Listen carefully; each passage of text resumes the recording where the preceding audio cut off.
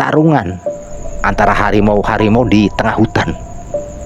Yang satu berguling, yang satu menerkam, kemudian dia menghindar.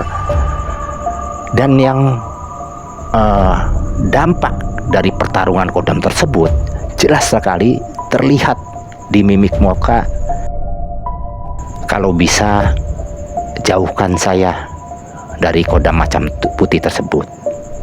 Kira-kira apa yang harus saya lakukan? Saya merenung, kemudian ya sepertinya ada beberapa langkah yang Mas Ujang itu harus ditempuh.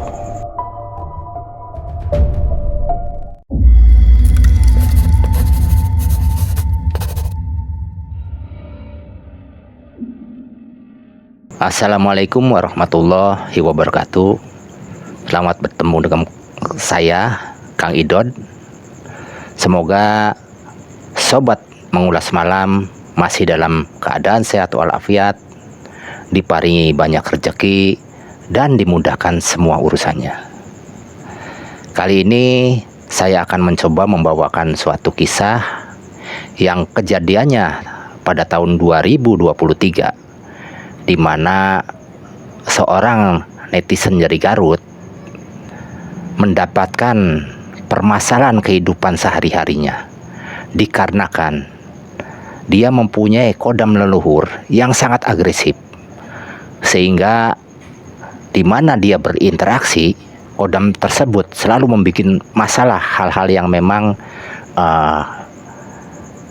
mendapatkan terjadinya perselisihan antara yang punya kodam dan pihak-pihak lain yang dihadapinya.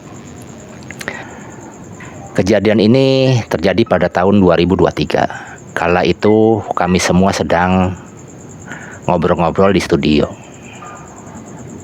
Tidak berselang lama saya mendapatkan telepon dari seorang netizen yang berasal dari Garut. Sebut saja namanya Ujang. Dia mengeluhkan dirinya mengenai permasalahan-permasalahan yang memang dia sendiri tidak mengerti. Nah, kebetulan si Ujang ini adalah penggemar video-video kami di konten mengulas malam. Akhirnya setelah kita berbincang-bincang, lebih enaknya kata saya kalau memang si Ujang ini datang langsunglah ke studio. Mudah-mudahan di sini nanti saya pecahkan solusinya. Nah, setelah pertemuan yang disepakatin, yang rencananya dia akan berkunjung ke studio kami itu sekitar hari Sabtu, berarti ketemunya malam Minggu. Setelah kami diputuskan malam Minggu, Ujang mempersiapkan dirinya. Dia pagi-pagi sekali dia berangkat menuju kota Cirebon. Dia mengendarai sebuah motor seorang diri. Tapi sebetulnya Ujang ini memang anggota Moge, motor gede katanya sih. Dia sering touring kemana-mana.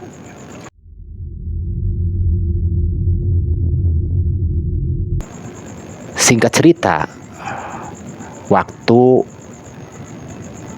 yang ditentukan itu sudah tiba. Kebetulan sebelum Ujang itu datang ke tempat kami di studio, saya kedatangan tamu juga dari kota Cirebon, masih sedaerah saya, yang namanya Agus. Agus juga punya permasalahan sama. Dia mengalami kehidupan-kehidupan yang sangat rumit, baik rumah tangga, pekerjaan, maupun pergaulan sehari-hari, dikarenakan adanya kodam dalam dirinya dia. Ketika saya ngobrol-ngobrol dengan si Agus, yang notabene masih satu kota dengan saya, dan dia juga permasalahan ini sudah hampir 5 tahun. Akhirnya sedang asik-asiknya kita ngobrol sambil mencari solusinya dengan ngopi serta beberapa batang rokok saya habisin. Akhirnya tidak berserang lama datanglah Ujang. Akhirnya kami sambut Ujang ini agar kita bergabung di tempat kami di Cirebon, kebetulan di studio. Nah, kebetulan di studio itu kami ada tim kami juga di situ, 2 orang beserta Agus, netizen juga dari Cirebon.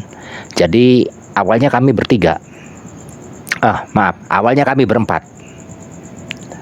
Kami dengan tim kami 2 orang jadi 3 orang ditambah saudara Agus sedang asik ngobrol.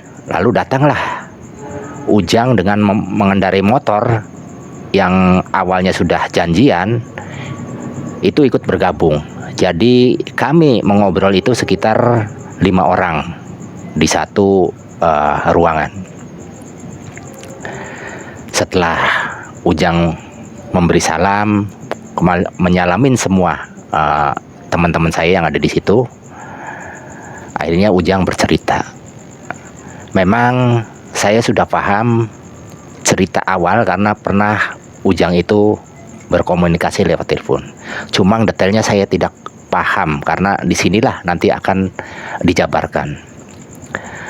Ujang bercerita kepada saya bahwa dia kedatangan ke Cirebon ini sangat butuh sekali untuk memberikan solusi kepada dia, karena dia juga sudah bertahun-tahun bermasalah dalam kehidupannya. Nah, di dalam perjalanannya ini Ujang menjelaskan itu hujan besar sehingga perjalanan membutuhkan waktu yang sangat lama. Akhirnya Ujang berteduh di suatu tempat yang entah itu di mana, katanya suatu daerah. Nah, Ujang merasa karena dia memiliki kodam yang sangat agresif, di setiap perjalanan seolah-olah semua makhluk-makhluk yang dia singgahin itu ikut semua. Ujang merasakan badannya berat, seperti motor itu penuh dengan penumpang. Itu pernyataan Ujang kepada kami. Tapi walaupun seperti itu, akhirnya sampai juga ke tempat Kang Idot, katanya sih. Dan saya juga merasakan melalui getaran yang saya miliki, merasakan bahwa betul Ujang ini sepertinya membawa sebuah pasukan. Dan memang saya rasakan kodamnya Ujang ini mempunyai kekuatan yang berbeda lah dengan kodam-kodam lain, hingga dia mampu merekrut makhluk-makhluk sejenisnya di sekitar perjalanan di mana Ujang itu menuju tempat kami. Saya merasakan agak penat juga karena sepertinya Ujang itu hampir membawa sekitar 50 sampai 100 jenis makhluk ke tempat saya. Akhirnya saya coba tolak, saya hampas dengan energi. Nah, sebagian itu memang kembali. Namun saya rasakan kodam Ujang yang memang lumayan cukup kuat itu, secara puas kita, saya lihat seperti seekor macan yang bulunya semuanya putih. Sebut aja macan putih.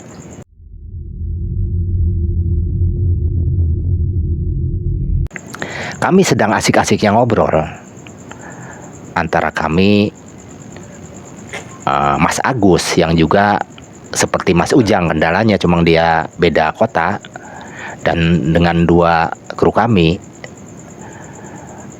bermasalah hampir sama.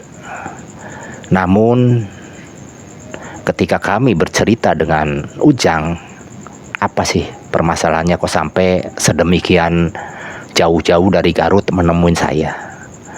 Ujang bertutur bahwa begini Kang Idot, awalnya saya itu memang pernah pesantren di suatu tempat di daerah Garut. Dia memang seorang santri yang sangat taat. Nah, ketika kepala pesantrennya meninggal, Ujang sangat sedih sekali. Sampai di pemakaman gurunya ini, Ujang sampai larut malam dia bersimpu di situ sambil berdoa. Nah, sekonyong-konyong dia melihat sosok harimau putih yang mendekatin dia. Padahal dia sama sekali tidak mengerti hal-hal seperti itu. Nah, saat itulah Ujang merasakan dirinya lebih kuat, lebih optimis, dan sepertinya berubah dari Ujang yang lama menjadi Ujang yang baru. Cuma masalahnya, emosi selalu muncul tiba-tiba, apalagi dia sedang dihadapin suatu masalah. Sampai Ujang waktu itu bertanya-tanya, kok ada apa seperti ini? Bahkan pengaruhnya sampai di anak istri. Setelah Ujang menanyakan kepada sesepuh-sesepuh di pesantren yang lain, baru dia mengetahui bahwa dirinya ketimpaan sosok kodam dari gurunya ini. Nah, disitulah Ujang mulai mengendalikan. Akhirnya melalui proses yang panjang, Ujang akhirnya dapat mengendalikan sosok makhluk tersebut. Namun yang lebih parah lagi, reaksinya bukan di keluarga. Jadi reaksi kodam macan putih itu atau harimau putih itu keluar. Dimana Ujang ngobrol-ngobrol dengan tetangganya dia, tetangganya merasakan Ujang itu menyerang dirinya. Ujang bingung, padahal dirinya tidak melakukan apa-apa. Setelah Ujang kemudian merenung sambil berzikir, dia paham. Ternyata yang bikin permasalahan itu khodamnya macan putih tersebut terlalu agresif. Di mana ada seseorang yang mempunyai kekuatan berbeda, selalu kodamnya itu menyerang. Sepertinya kodamnya ini semacam pendekar lah, orang yang senang berkelahi atau makhluk yang senang berkelahi, terlalu agresif sampai Ujang merasa di sekitarnya sendiri, di tetangganya merasa dimusuhin. Sepertinya salah penafsiran mungkin. Beberapa tetangga atau teman-temannya menafsirkan bahwa Ujang itu mengirim santet kepada dia. Padahal Ujang tidak melakukan apa-apa.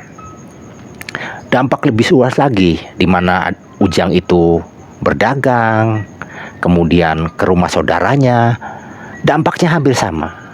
Hingga Ujang itu seperti dimusuhin. Bahkan beberapa bulan ke belakang, si Ujang tidak mau keluar, karena setiap dia keluar, pasti bermasalah dengan orang. Saya mendengar hal itu memang sangat aneh, tidak lazim. Pada umumnya, suatu kodam itu memang kalau dia agresif apa bergerak, pasti ke sisi-sisi hal-hal tertentu, tidak semuanya akan diserang gitu. Nah, ini berbeda. Nah, ketika kita sedang asik ngobrol-ngobrol mengenai kodamnya Ujang, tiba-tiba si Agus mengerang. Pikir saya mungkin kondisi fisiknya lah sedang ada masalah apa yang lainnya. Saya tetap memperhatikan pembicaraan dari Ujang. Namun setelah saya perhatikan, si Agus ini dengan muka yang sudah memerah dan mata yang tidak lazim, baru saya merasakan ternyata kodamnya Ujang juga menyerang kodamnya si Agus ini.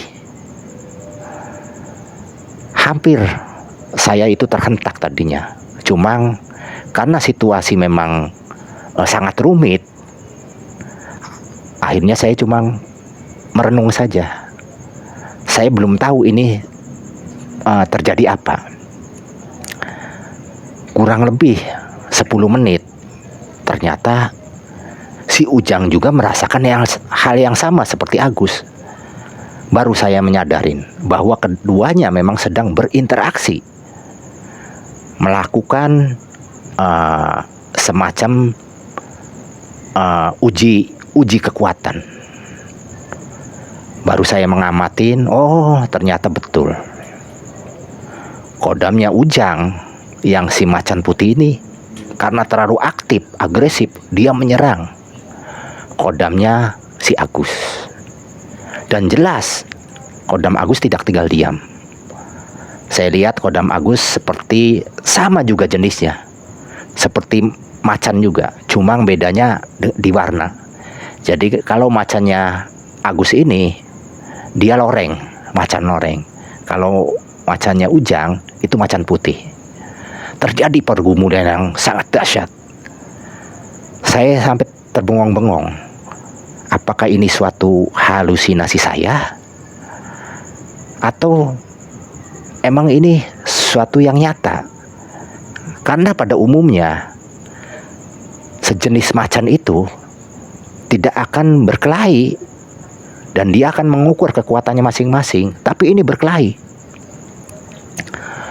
Hampir pergumulan ini kalau dilihat secara puas kita seperti layaknya pertarungan antara harimau-harimau di tengah hutan. Yang satu berguling, yang satu menerkam, kemudian dia menghindar.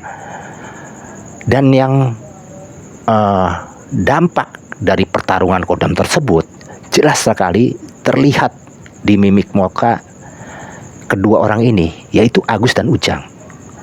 Walaupun yang bertarung itu kodamnya dia masing-masing, ternyata secara fisik manusianya juga terjadi peperangan seperti perang betulan, seperti perang psikologi lah. Hampir setengah jam saya perhatikan. Ini sebetulnya pikir saya dan teman-teman kru yang ada di tempat itu, sebetulnya Ujang dan Agus ini tidak saling kenal, tidak ada urusan secara pribadi, tidak ada gesekan. Cuma kenapa timbul seperti itu? Baru saya memahamin. Ternyata ucapan Ujang yang selama ini saya dengar dari pembicaraan awal, baru saya mengerti. Ternyata permasalahan yang dibikin ini, yang ada dalam diri Ujang ini, masalah kodam yang terlalu agresif, sehingga membawa tuannya ke hal-hal yang menjatuhkan dalam kehidupan, yaitu perselisihan dengan orang lain, padahal dirinya tidak ada apa-apa. Oh, ternyata ini. Nah, setelah saya paham tujuan kodam yang memang jahil, sangat jahil, baru saya menyadarin bahwa ini kodam ini sungguh sangat agresif dan sangat jahil, hingga si yang punyanya ini kewalahan dalam aktivitas kehidupan sehari-hari. Nah, kita kembali ke pertempuran antara Ujang dan Agus. Hampir berjalan 30 menit. Sebetulnya saya hanya mengamatin. Saya mau tahu akhirnya bagaimana. Setelah 3 menit berjalan, terlihat sekali di muka Ujang dan Agus, terlihat sekali betapa keringat bercucuran keduanya. Namun yang jelas sekali terlihat di raut muka Agus yang memang sepertinya agak menahan sakit. Tiba-tiba Agus terjatuh dari kursinya, terhempas ke belakang sambil memegang dadanya. Saya lihat dari mimik mukanya, rasa sakit yang dia emban mungkin tidak bisa dia tahan. Terasa juga napasnya yang mulai tersengal-sengal. Spontanitas saya dan teman-teman yang lain membangunkan si Agus ini. Nah, itu menandakan bahwa kodamnya Agus kalah dengan kodamnya Ujang. Memang secara puas kita, macan loreng itu dilibas oleh macan putih hingga beberapa luka di tubuhnya dan akhirnya lari dia. Seperti jagoan yang memang tidak terkalahkan, macan putih sepertinya muncul kesombongannya. Saya lihat dan merasakan dari getarannya. Saya hanya diem. Oh, seperti ini. Tanpa pikir panjang lagi, saya tidak memperdulikan lagi kondisi-kondisi kesombongan macan putih. Saya konsentrasi kepada Agus yang memang perlu pertolongan.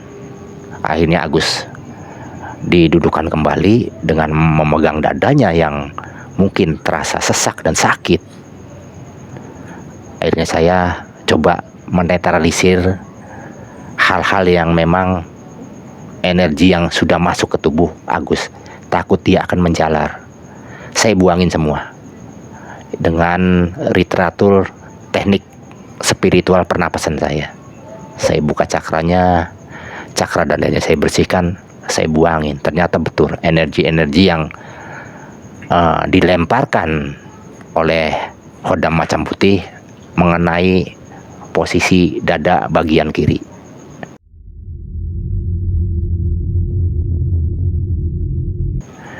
Saya buang seperti mengambil suatu gumpalan-gumpalan yang bentuknya seperti gel dan warnanya hampir hitam keabu-abuan. Saya buangin semua sampai semuanya bersih.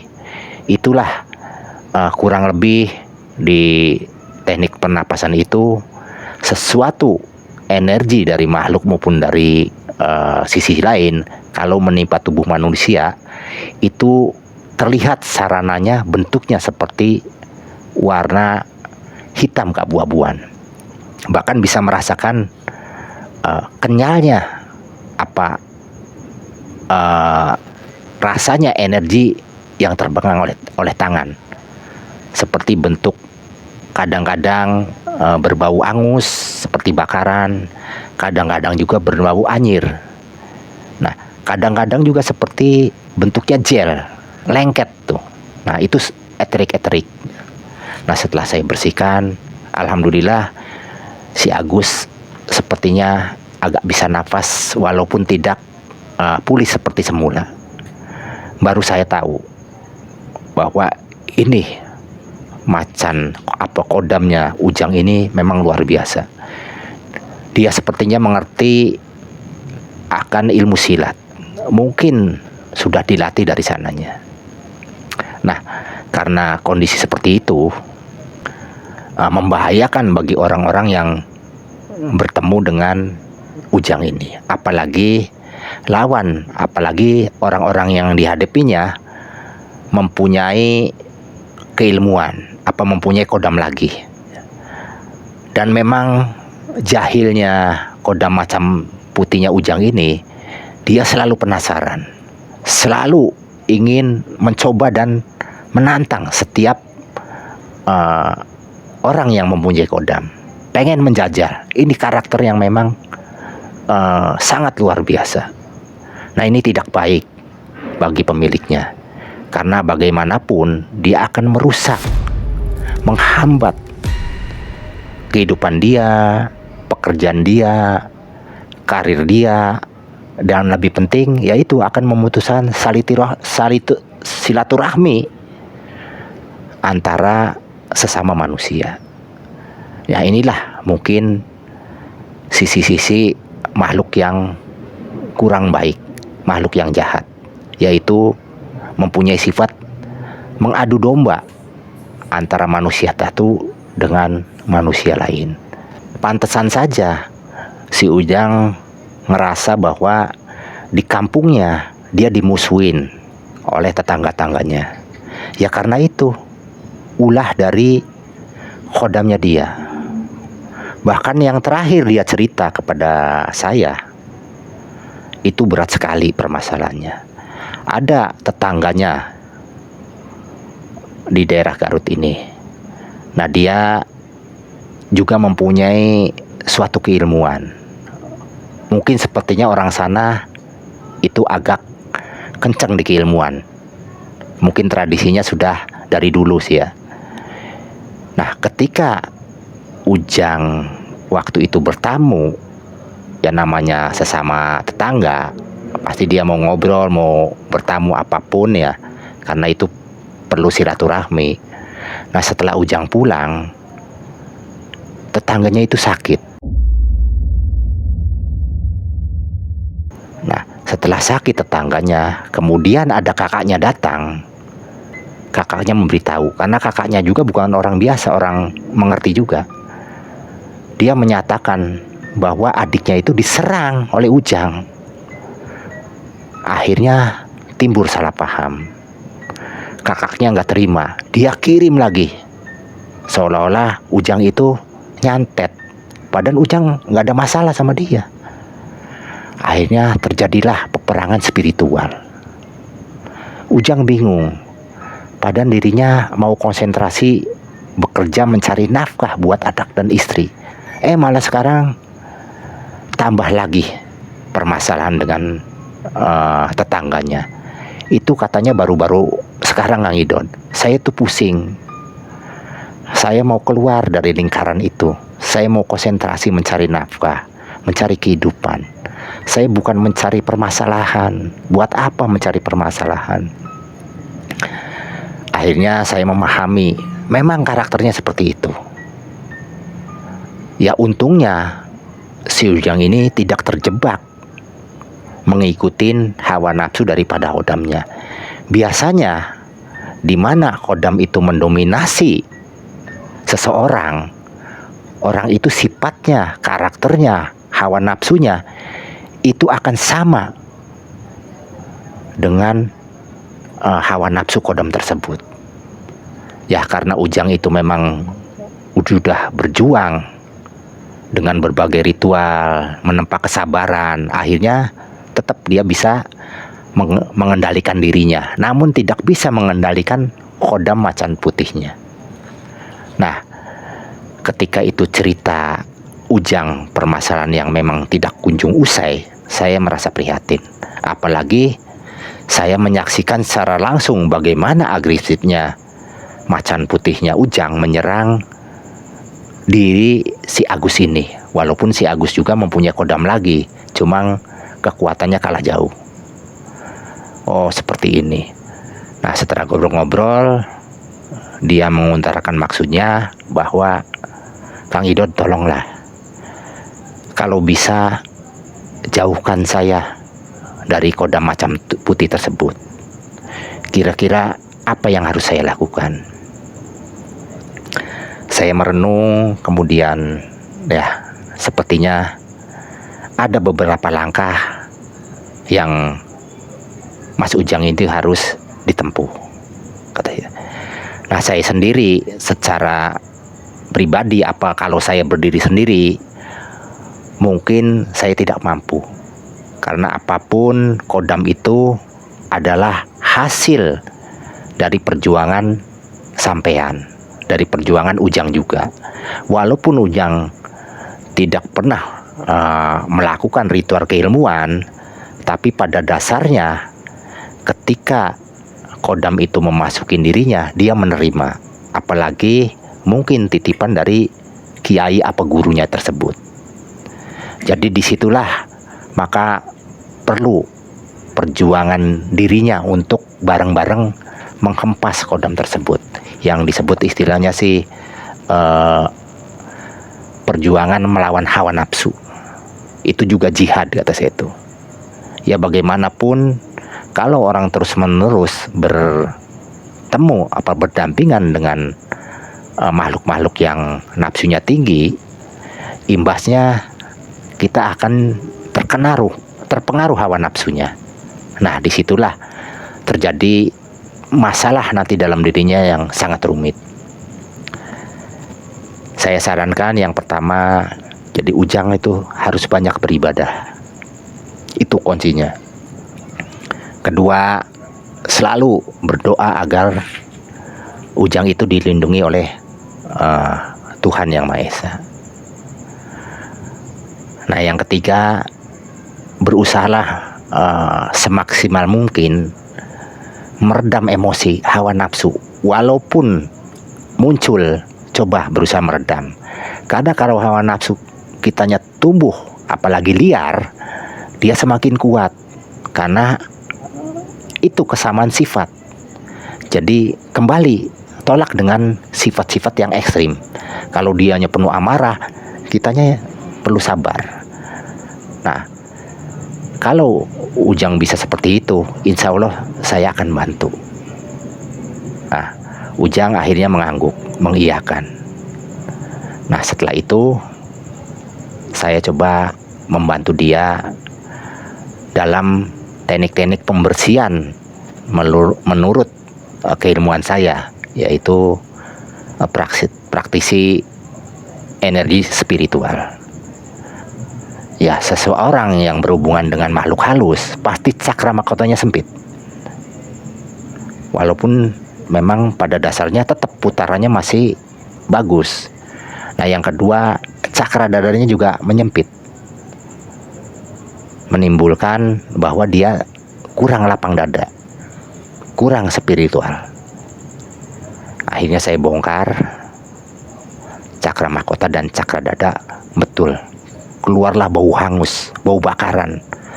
Ternyata eterik-eterik yang ada pada macan putih tersebut, baik itu eterik penyakit secara dohirnya, penyakit yang ada di alam jin, itu masuk juga ke posisi Ujang.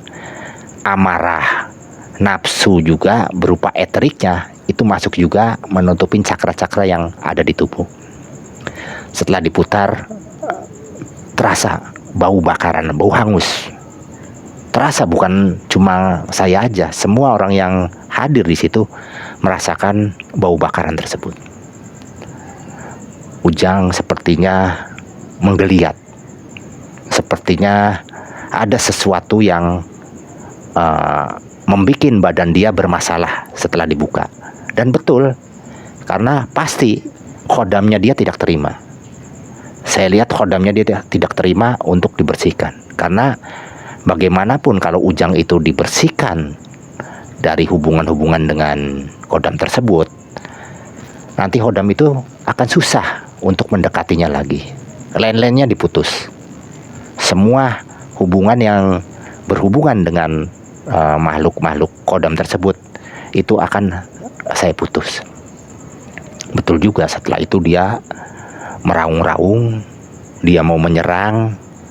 Cuma uniknya di sini, energi itu secara otomatis sudah punya benteng. Walaupun saya tidak melakukan apa-apa. Benteng itu bisa sampai 3-4 meter. Bahkan kalau dikembangkan bisa sampai radius ratusan meter.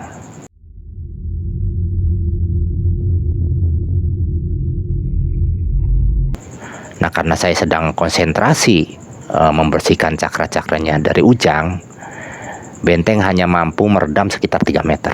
Macan itu tidak akan memasuki wilayah saya selama masih ada jarak 3 meter.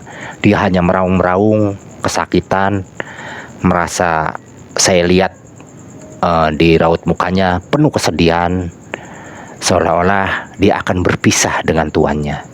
Namun apa boleh buat, itulah cara terbaik. Pikir saya, biarlah kehidupan manusia hidup dengan kehidupannya sendiri, tidak perlu turut campur yang lain. Dan kehidupan makhluk halus, apapun kodam, apapun jin namanya, biarlah hidup di alamnya dia masing-masing. Itu lebih baik seperti itu. Setelah kurang lebih 15 menit saya putar, Ujang itu muntah. Muntah dengan bau yang sangat luar biasa.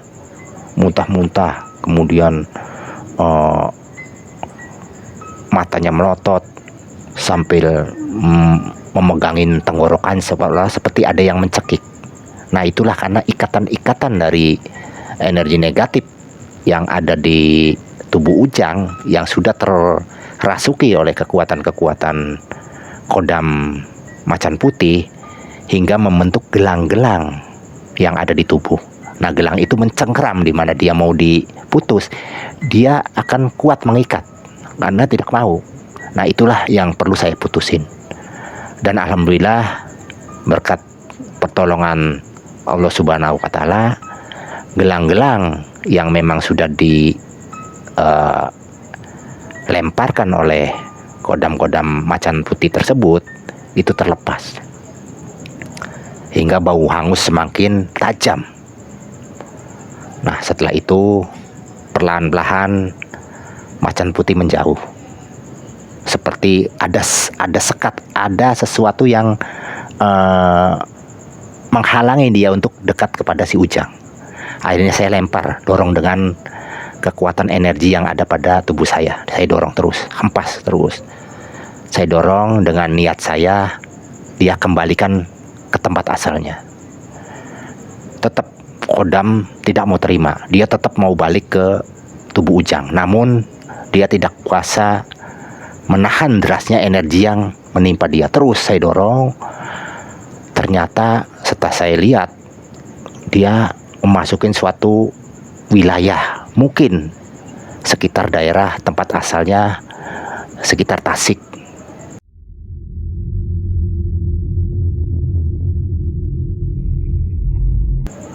Sekitar daerah sana juga, antara Garut dan Tasik. Dia didorong terus. Akhirnya sampailah ke sebuah gua yang di situ banyak komunitas. Hampir ada kesamaan bentuk dan jenisnya. Saya dorong ke sana, akhirnya saya tempatkan di sana. Nah, seketika itu juga Ujang merasa ringan badannya. Ringan sekali, bahkan yang tadinya kepala berat, yang tadinya juga ada imbas dari pertarungan dengan kodamnya Agus, ini semuanya seperti terlepas. Nah, disitulah Ujang merasakan bahwa rasanya saya menjadi orang seperti dulu lagi, Kang Idot. Mudah-mudahan tidak akan kembali lagi ya kodam saya, Kang Idot. Mudah-mudahan. Makanya itulah, coba Ujang ikutin pesan saya. Pertama, rajinlah beribadah. Kedua, berpikiran optimis. Jangan memikirkan lagi kodam-kodam yang setelah dikembalikan ke asalnya. Jangan pernah berpikirlah logika saja. Hindarin sementara berpikir mengenai hal-hal yang mistik. Karena bagaimanapun, kalau Ujang berpikir kembali ke hal mistik, seperti getaran dia dibuka lagi. Dia akan menyamakan lagi frekuensi getaran otaknya ke hal-hal yang awalnya bertemu dengan kodam macan putih tersebut. Coba hindarkan, tutup frekuensi untuk tumbuh ke arah sana. Nah, yang ketiga, selalu bisa mencegah hawa nafsu. Itu aja, itu udah cukup. Itu kan bisa dilakukan sehari-hari. Nah, singkat cerita, setelah kami semua berbincang-bincang cukup lama dengan melakukan berbagai pengobatan maupun terjadi reaksi pertarungan antara kodam dengan kodam, akhirnya waktu sudah sangat larut malam. Kurang lebih pukul 2 malam. Saya juga sudah sangat capek, letih. Demikian juga Ujang maupun Agus dan 2 teman saya lainnya. Akhirnya Ujang pamit kepada saya, padahal kami menawarkan diri agar menginap aja di sini, pulangnya besok. Namun karena Ujang itu ada pekerjaan besok harinya, dia memaksakan diri untuk pulang. Akhirnya setelah pamit, dirasa badan sudah enak, Ujang meninggalkan kami. Nah, itulah Sobat Menguras Malam, cerita kejadian yang saya alami sendiri, di mana seorang netizen mendatangin base camp kami. Mudah-mudahan cerita ini ada hikmahnya. Saya akhiri, wassalamualaikum warahmatullahi wabarakatuh.